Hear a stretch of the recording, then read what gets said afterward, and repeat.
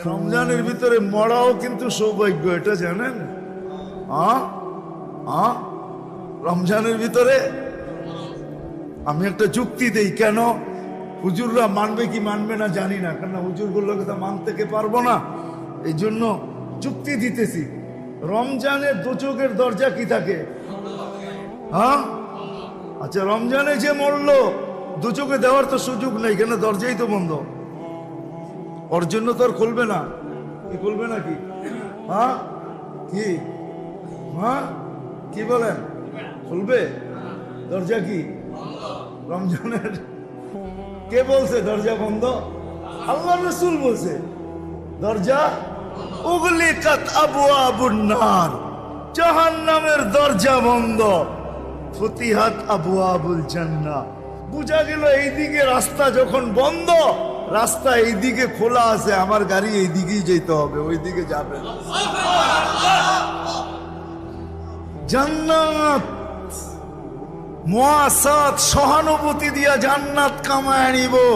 আমার মতো সবজি বিক্রিকারী, আমার মতো মাছ বিক্রিকারী, আমার মতো গোশত বিক্রিকারী, আমার মতো দৈনন্দিন মুদি দোকানদার, আমার মতো দৈনন্দিন প্রয়োজনের জিনিস যারা বিক্রি করে, ওরা 11 মাস জান্নাত কামানোর কোনো সুযোগ হয় না, মসজিদে যাওয়ার এই সুযোগ হয় না, নামাজ পড়ার এই সুযোগ হয় না, আল্লাহ আল্লাহ করার এই সুযোগ হয় না।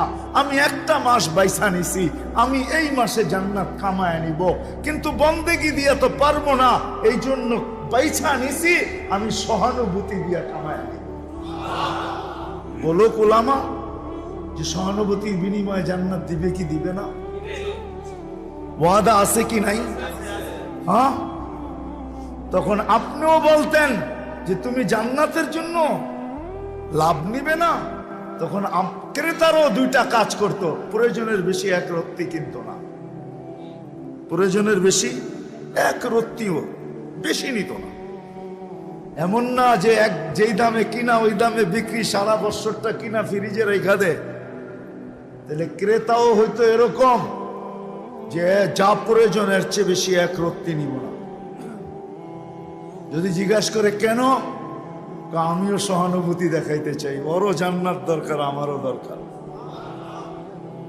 আবার নিয়া 10 টাকা হাদিয়া দিয়া দিত, বলবো তোমাকে লাভ দিতেছি না, তুমি লাভ নিবে না আমি জানি, তুমি জান্নাতের আশায় লাভ নিবে না আমি জানি, আমি তোমাকে লাভ দিতেছি না, আমারও জান্নাতের দরকার, আমিও সহানুভূতিমূলক 10 টাকা তোমাকে বেশি হাদিয়া দিই।